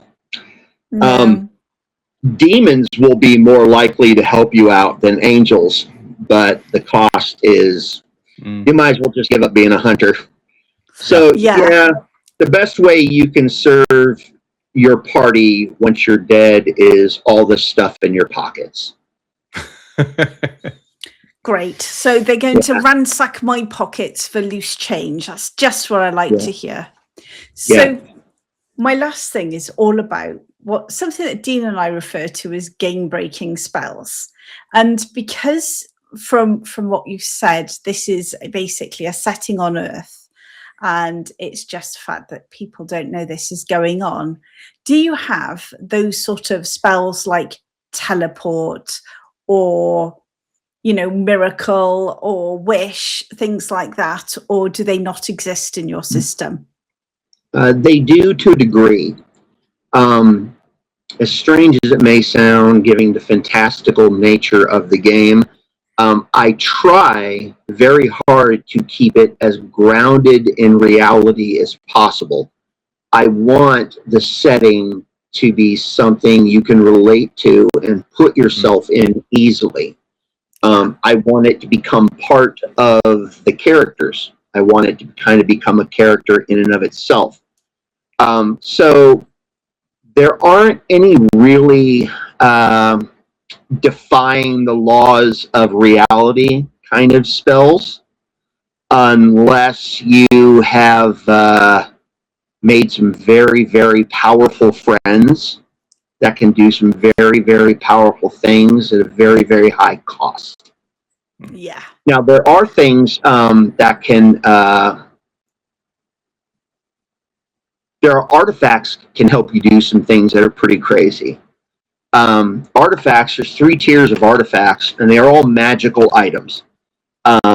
The lower tier are actually items that have lesser abilities but can be helpful, but they also are less expensive and less difficult to create. So in the game, there is a set of rules for game masters to create new playable artifacts. Ooh, I like that. There is also a set of rules for in-game hunters to create their own in-game artifacts. And then there is over 100 artifacts available pre-made in the game. And those are lower level, like green armor, which is a jade shield pendant that you wear that just provides a little bit of extra protection versus physical damage. Then you have kind of medium tier. These are things like, let me see here. Let me look one up. Sorry, we can just make a note of this. I can have a wiggle and I can have a quick drink. Yay. Okay, so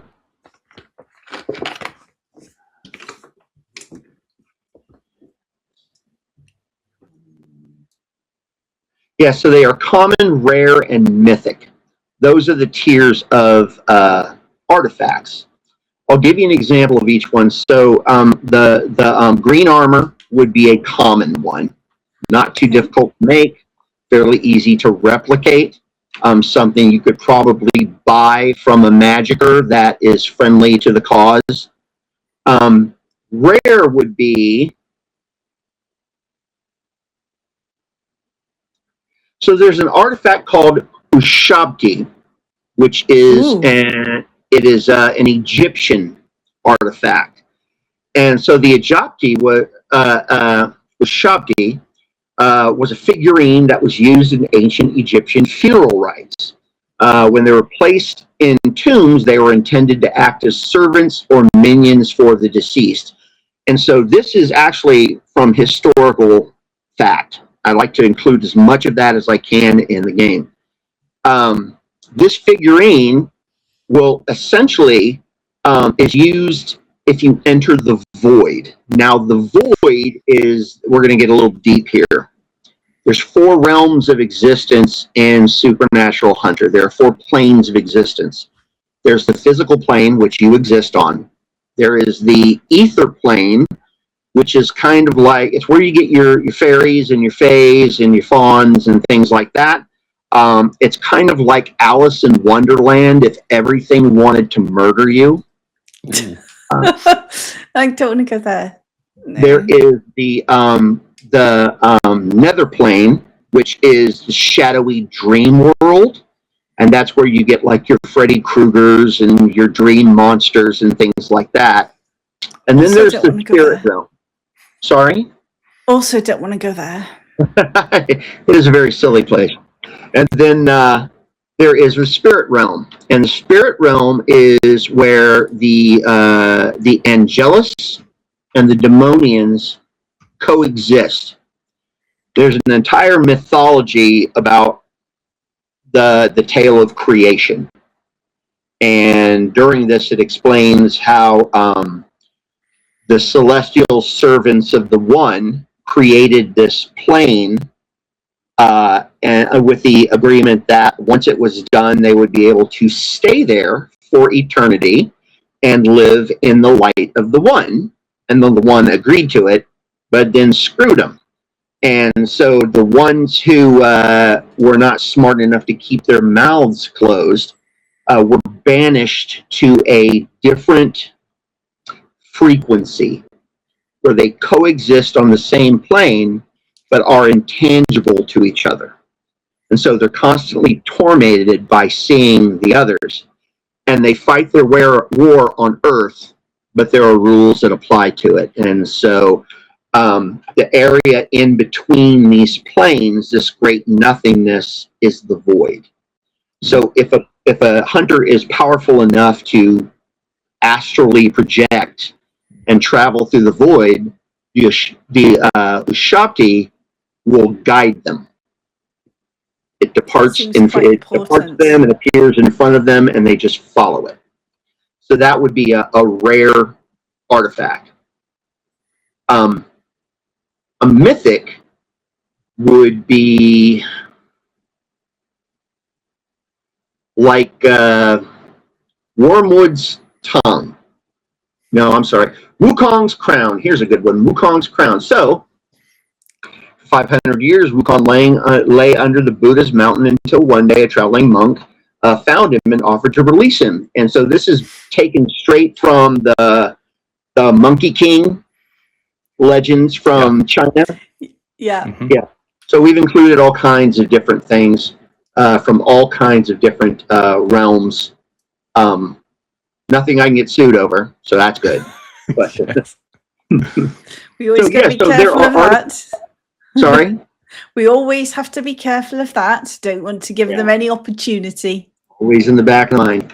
So, so there are artifacts that could affect whether you could be brought back from the dead, could be reincarnated. There is a magical ability to suck the soul or the presence or the life force or whatever you want to call it out of somebody and store it inside of you and carry it until you can put it into someone else. Ooh. Ooh. Ooh.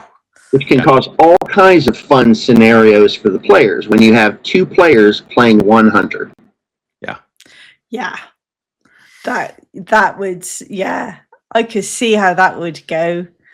That's fantastic. So you mentioned the angels and the sort of demons area.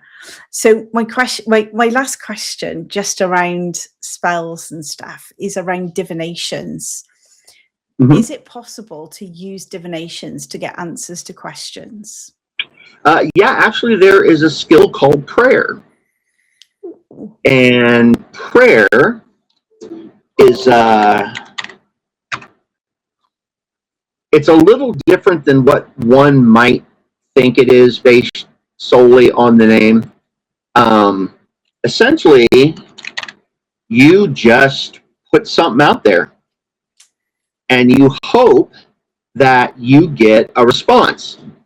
And you will. You will get a response. It may not be the response you want. It may not happen in a timely manner. And it may not make any sense to you. The prayer allows a hunter to petition for favor or influence from the great beyond. Prayers will be heard, though it is never certain by whom. Answers to prayers may not be immediate and are rarely a direct response. Most answers appear in the form of visions or voices, while others may come as an unexpected occurrence. While the answers are not always easy to understand, when the answer comes, the hunter will know it. That's fantastic. I love that. So we've talked a bit about artifacts. You mentioned sort of different armors, etc. And I know that Dean is dying to ask you about some of the other items that you have in your game. So, equipment. We've touched on equipment. We've been in and out about equipment. You've mentioned loads of different stuff that potentially you can get. You've got artifacts, all three different grades. The first question on equipment: have you got an encumbrance system? So, in a way, yes. Instead of the weight of items bearing down on you or restricting your abilities, you essentially have storage slots available. And so everything is based on size. Two smalls are a medium, two mediums are a large, two larges are an extra large. And at that point, it just depends on what equipment you're going to buy that allows you to carry more things on you. You will start off right off the bat with assigned storage, 4 pockets, 2 small slots on your belt, and then of course you can wear something on your hat, on your eyes, around your neck, on your hands, on your feet. Other than that, you don't have to buy your street clothes. You start the game with clothing, but it's just expandable like that. So you can buy belt pouches and shoulder holsters and combat backpacks, which have external storage space you can add to them. Oh, that's good. So as your career develops, your capacity to carry more can go up. So you can take more tools in with you, but then you should hopefully have the money to be able to buy those tools. Correct. And you could always buy a vehicle, and there are custom kits for your vehicles that will allow you to expand your storage. You can also spec them out with ultraviolet headlights and heads-up displays and EMP protections, turn your vehicle into a Faraday cage. If you've got a big enough vehicle, you can customize it with essentially a portable holding cell if you need to go grab something and bring it back for the faction. So there's all kinds of options. Yeah, sounds pretty good. Now you said you start with $150, which doesn't sound a great deal. It is and not. A vehicle, is the vehicle tens of thousands, hundreds of thousands? They can be a lot. Let's see what we have available for vehicles. I have equipment pulled up here, and one thing about this game is there is a lot to choose from. There's a lot of stuff here. So, your vehicles,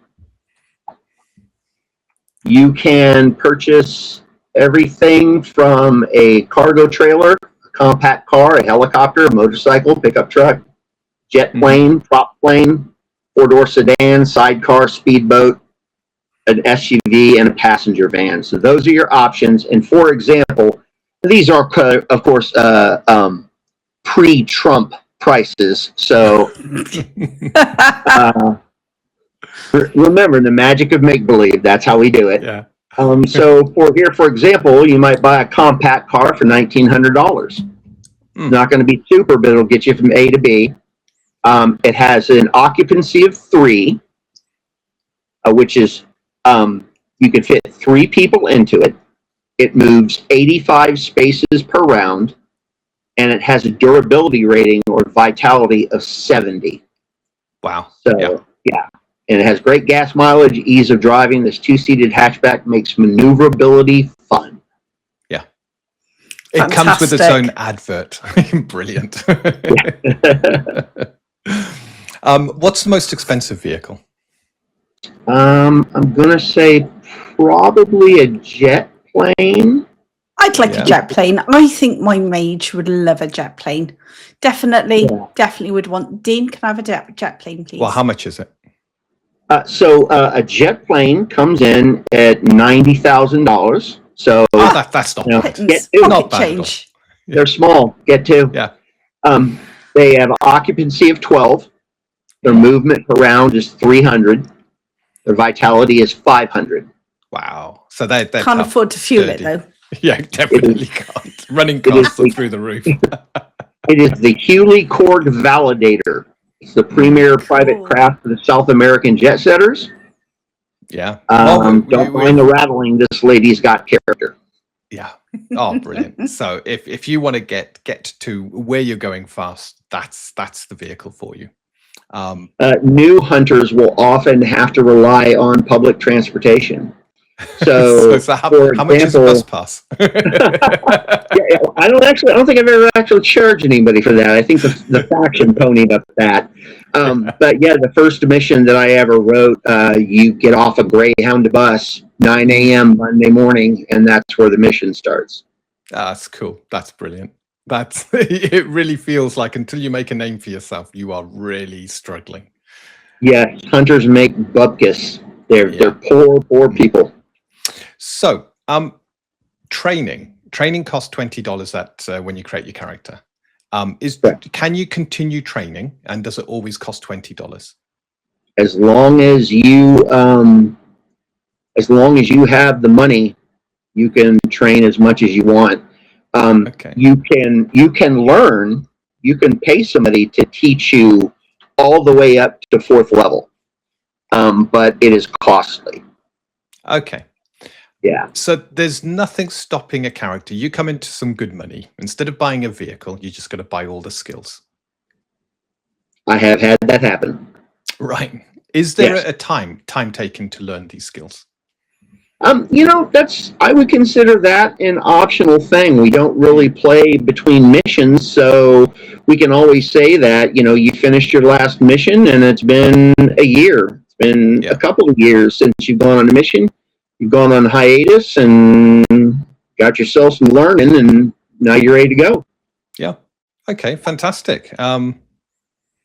Yeah, that sounds great. So we've covered all kinds of gear here. It sounds, from what you said on the pricing, it sounds like the economy is it doesn't replicate real life, but I think that's good. It's more gamified to keep the numbers lower and in a more reasonable way. We've discussed that treasure's more the opportunities to acquire stuff whilst you're dealing and hunting with the supernatural. Yeah, thing you can encounter in the field. Yeah, so there's the rules are there is spoils, and then there is just stuff that you've stolen. Opportunities. A spoil is something that you find in the field where it is acceptably probable that the rightful owner of said item will not be returning to reclaim it. For example, you arrive at an old farmhouse and in the driveway is an old pickup truck. And gosh, it would be nice to have an old pickup truck, as we just walked 14 miles from town to here. And that pickup truck belongs to Farmer Johnson. When you go in the house, you find Farmer Johnson sitting in his easy chair with his head in the microwave oven. Congratulations, you now have a new truck. Yeah. Now, of course, in that scenario, you're going to want the skill to be able to, what they call, clean the vehicle. Remove the VIN number, change the documentation, make sure that if you get pulled over, it's not going to get you arrested. Yeah. Or charged with murder for stealing poor Farmer Johnson's truck. Yeah, absolutely. Are there, say you are using it for transportation, but you want to get rid of it quickly, then sell it. Are there facilities where you can sell a wanted vehicle for a fraction probably of the market value, because they'll do the cleaning and they'll take it off your hands? So the faction is always happy to take things off your hands. If it is equipment or supplies, meaning anything that you can find in the equipment inventory to purchase, they will purchase it from you for half price. They will also buy artifacts from you. Say you recover one in the field during the mission. That belongs to you. And what you decide you want to do with it is up to you. The factions are always happy to buy things that you find. There are also, I should mention, two kinds of NPCs that you can frequently interact with. Aside from the faction, which is just the organization that you have chosen to join to kind of help facilitate your career as a hunter, there are runners. Now, runners are black marketeers. They are hackers. They are supply specialists. They're great to have in your pocket when you're out in the field. They provide field support of all kinds, but they cost. You pay for their services. They are a good avenue for unloading merchandise as well. The third NPC is a benefactor. Are you familiar with the show Charlie's Angels? Yes. Yes. The original, yes. The original, yes. Charlie is a benefactor. You could be sitting in a room next to Charlie and not know it. You'll never meet him, but they have all the money and they have all the really good toys. And you don't apply for work with a benefactor. They find you and make an offer to you. You can leave a faction any time you want for any reason you want. No hard feelings. They give you a kiss on the cheek and a pat on the butt, and you're out the door. Benefactors are not quite as graceful when people leave them. When you join a benefactor, you are claiming that you support their agenda, whatever that may be. So you're going to make lots of good money, and you're going to have all the good toys, but you have to do what they say. Yeah. It comes with a price. Yeah. Okay. So, for example, you may be at the faction headquarters, out in the motor pool, washing down trucks on the weekend, just got back from a mission, you're just relaxing, taking it easy, and a stretch limousine with diplomatic plates pulls up. And someone gets out and says, please step inside. My employer wants to meet you. And when you step inside, there's a 4-star general who says, I'm here representing a party with specific interests that are interested in having you work for them. So that's what benefactors are. They're very rich, they're very powerful. Yeah. I take it your reputation probably has to be quite high to be noticed by a benefactor. Yes. And it's not necessarily that they're looking for people with great reputations. They're also looking for people who could be compromised easily. Yeah. Cool. I like that. Is there, so does your reputation affect what you have access to? So you might find all the money in the world, but if you had a low reputation, are you just barred? People don't trust you enough to sell you the really good stuff. Well, they'll sell you things, but they'll jack the price up. Right. So you're going to be spending more than the average bear. What happens with reputation? It essentially comes into play at the end of the mission. Once the mission is over, the surviving members of the party will go through a debriefing. And part of the debriefing is that it's going to adjust your reputation based upon your actions during the mission. So, for example, what it is it kind of gives and takes points based upon your answers to these questions. And there's probably about 30, 35 questions. But essentially, that's going to adjust your reputation. And then that's what your reputation is going to be when you start your next mission. And so it can come into play while you're playing that mission, but it can only get worse during the mission, if that makes sense. Yeah. The implication is that once a mission is done, word's going to get around about the things that happened in the mission amongst other hunters. And when you join a faction, when you're looking for a faction, one of the requirements a faction have is called a required minimum reputation. If you don't have a reputation that meets that, they won't even look at you. So there are factions that will take you if you have a 0 reputation. I think there's even a couple of factions that will take you if you have a negative reputation. And then there are factions that you really have to have a high reputation to join them. Yeah. Is there specialist gear that factions have control on? So is there a reason for you to look and change the faction you belong to during the game? So factions are essentially organizations of supernatural hunter personnel that are of a somewhat like mind. Each faction kind of has their own area of focus that they tend to work towards. Currently, there are 14 factions in the game, and they range from Bob's Pest Control to the Silver Society out of New Orleans. There is Life Serial, which tends to focus on axe murderers and abductors and things like that, all the way to the Illuminati, who you do not join. They just take you, and you don't ever leave. There's some really powerful factions, the Risa Ausgatten, which is the Tears of God, and they are the last remnants of the Knights Templar. Oh, and so nice. they are avowed enemies of the church. They are very powerful, and they're everywhere. Wow. Okay, I like that. That's a lot of lore and world building coming in here. But I think we're going to touch on creatures before we then finish off on the setting itself. You've mentioned a couple of the threats that you could come up against, but what are we going to be hunting? What are the kind of threats we hunt? So the critter catalog that exists currently That name. alliteration. The critter catalog is everything you could run into on the physical plane. Okay, so this is zombies, witches, werewolves, all your traditional ghosts, things like that.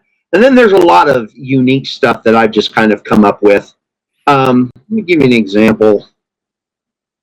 In the game, there are different types of zombies. And you could run into any of those. I have a mission called 8888, and 8888 is actually a real thing. It is an operational plan that the U.S. federal government, specifically the Emergency Management Division of the federal government, created to analyze and respond to a zombie epidemic in the United States. They actually came up with this to train on it. I mean, of course, we all know it's not going to happen, but it was interesting that they did that. And so I created a mission, which is a zombie mission, We called it 8888. And during that time, you will run into 3 different kinds of zombies. They're all viral zombies, but there are walkers, shamblers, and runners. So they kind of span the gambit of the zombies that we've all kind of know and love from the movies and the TV shows. There's an additional type of zombie that you don't run into, but this is a curse-born zombie. This is a person who was just breathtakingly evil and died and was either reanimated through just their sheer evil. In D&D, it might be a lich. Okay. Yeah. So here is. Can I send you something here and we'll take a look at it?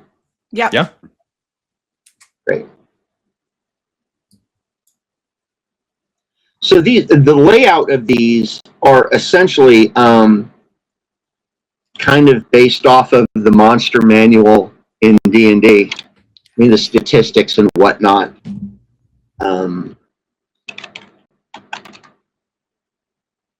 Let's see. We'll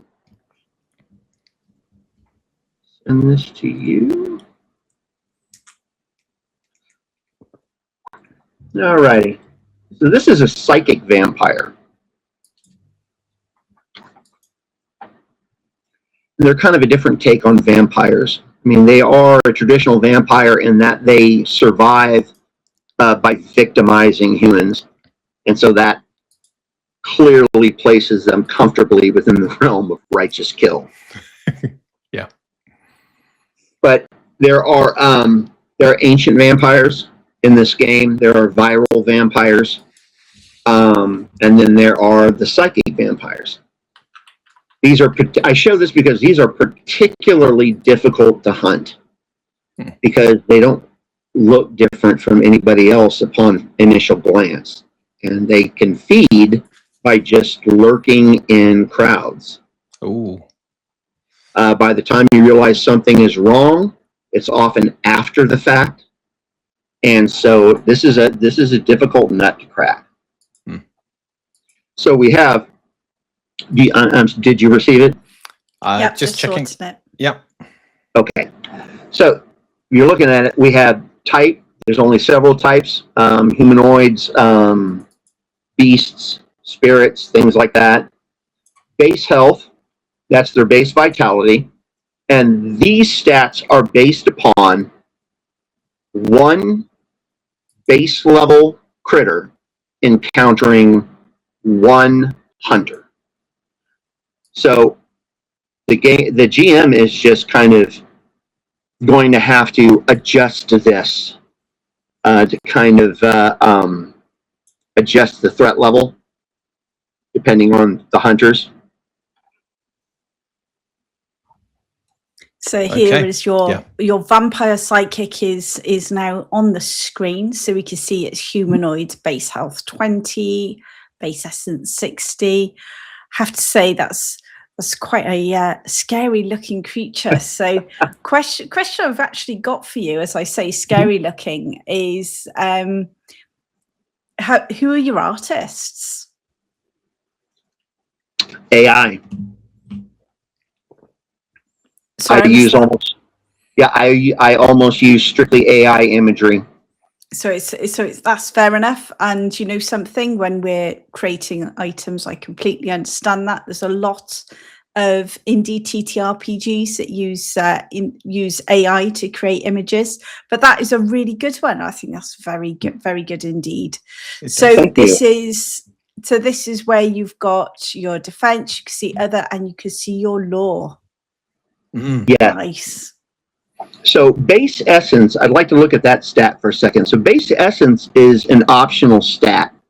When you look under attack and defense and other, you can see specific things that they can do. And some of them just list, for example, under other, level 4 telepathy, level 4 empath. Those are skills. And so if the game master wants to play combat as the critter being equally equipped and able as the hunters, then they may decide, instead of just kind of loosey-goosey making it up as they go along, they may want to decide to just look up the rules for those skills, and then the monster has to play by those rules. And if that is the case, the base essence is essentially the action points for the monster. I like Now, that. That's lovely. I don't tend to do that very often. Usually I find that my players are more interested in the flow of the game and kind of just the overall experience than things like this. But you may have players that want to do that, or you may have a game master who wants to challenge themselves by doing that. And that's what base essence is for. And then you'll see under the attacks, some of the critical hits have special outcomes. These will show not only their strengths, but their weaknesses. And then there is, of course, the lore. What I have tried to do with most of the lore is written as if it were someone's testimonial, someone who has encountered these creatures or has been trained or educated on them. It may be another hunter. It may be an academic. But essentially, each one is a little bit different in kind of the point of reference. Excellent. Yeah, not bad. I do like it. And, I'd like to say, I know that nowadays using AI imagery is kind of controversial. There's a bit of an outcry against it. And I certainly, I completely understand that. I don't entirely disagree with it. And I can only speak for myself. But what I found is, in developing this game, my first option was to go with an artist. And so I began searching for artists. And I did it primarily through social media. But I also talked to a lot of artists at conventions, came home with a lot of cards.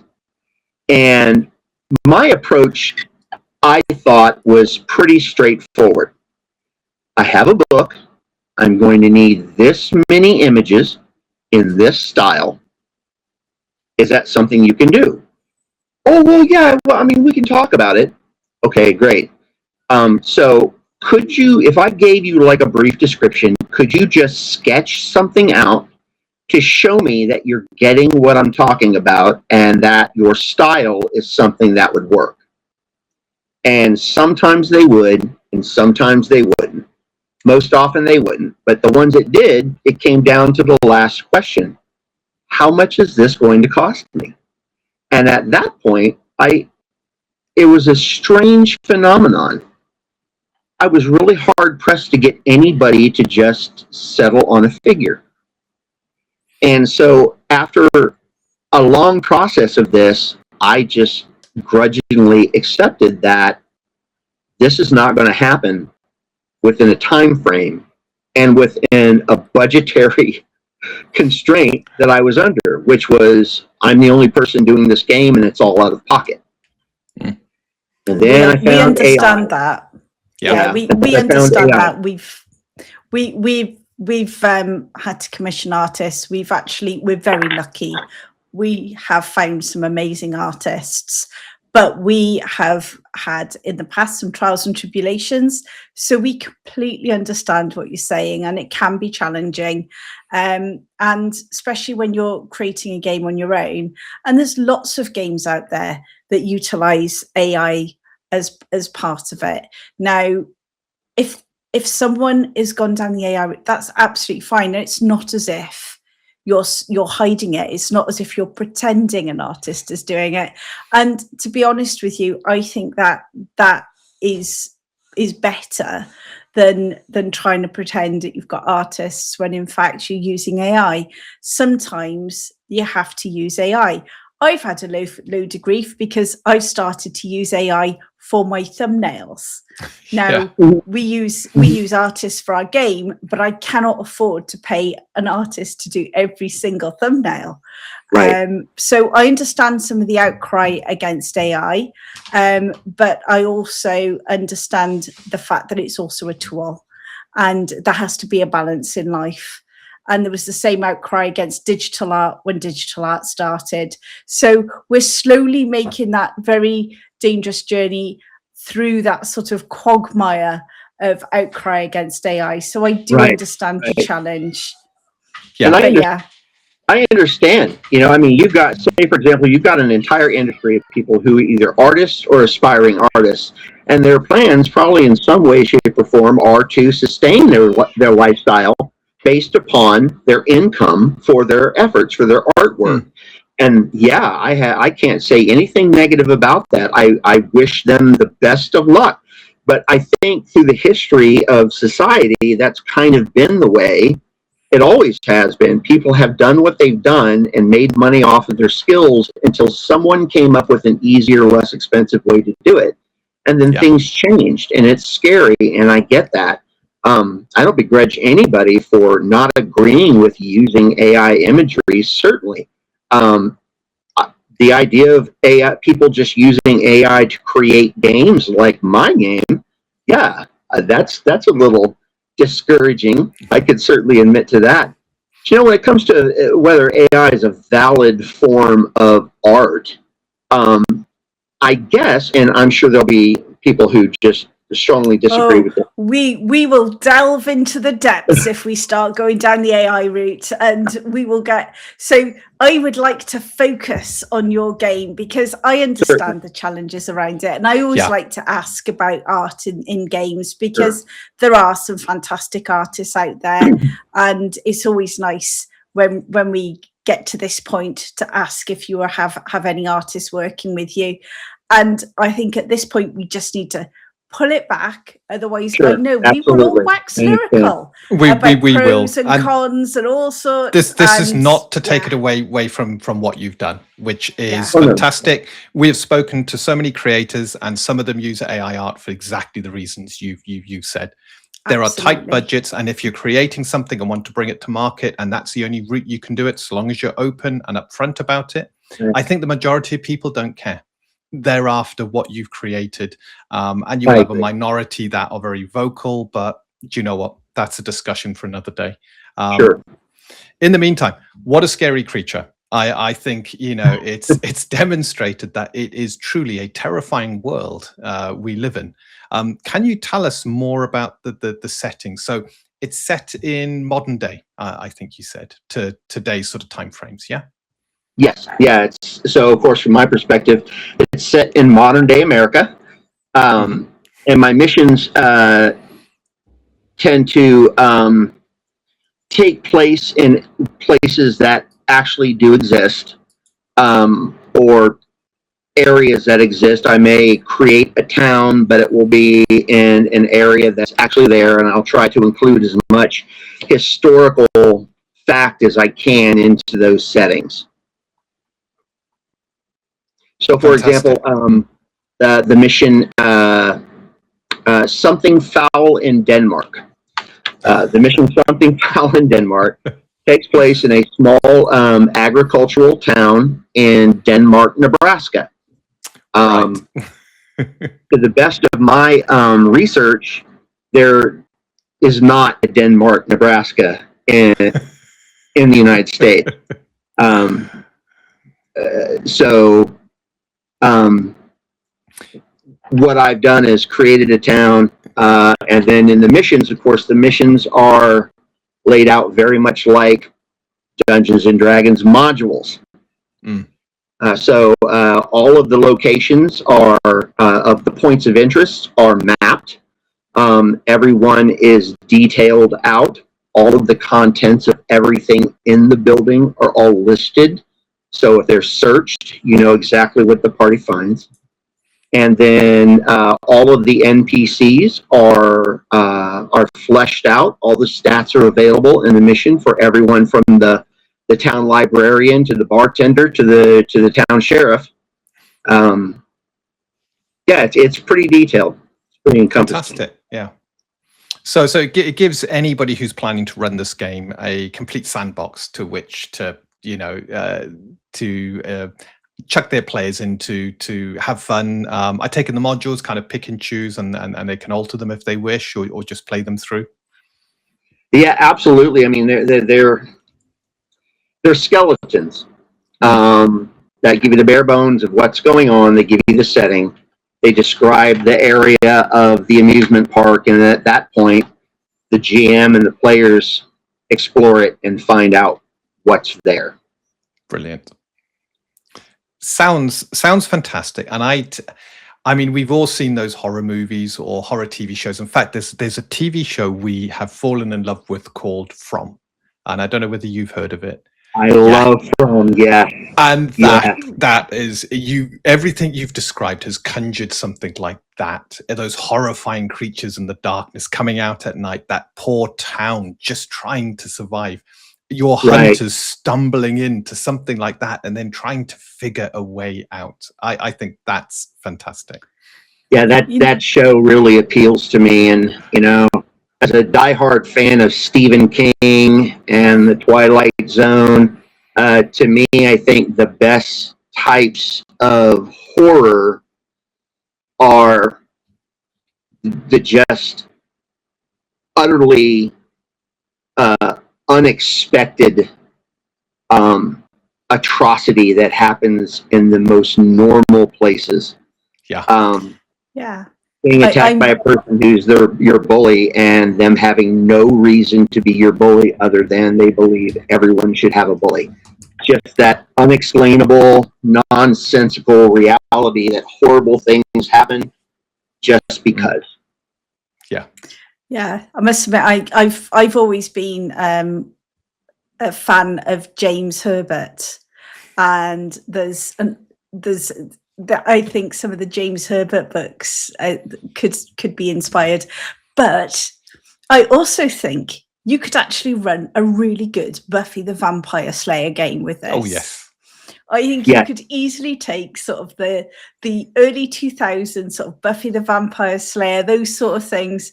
You can go sort of really serious, nasty horror like James Herbert or Stephen King, or you could do something like Buffy the Vampire Slayer.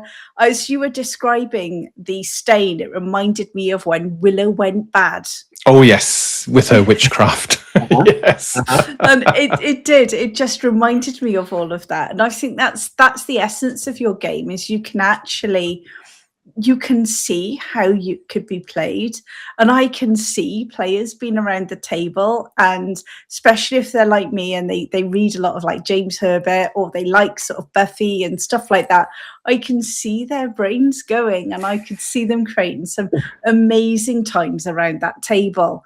So what I'm going to do now is I'm going to ask you, so I know that you've got your game out at the moment, and I believe it's available on Amazon. Is that correct? Yes, that's correct. There will be a link in the description if you wish to. In the description below. So what does the future hold for you, William? What are your next plans with your Supernatural Hunter role-playing game?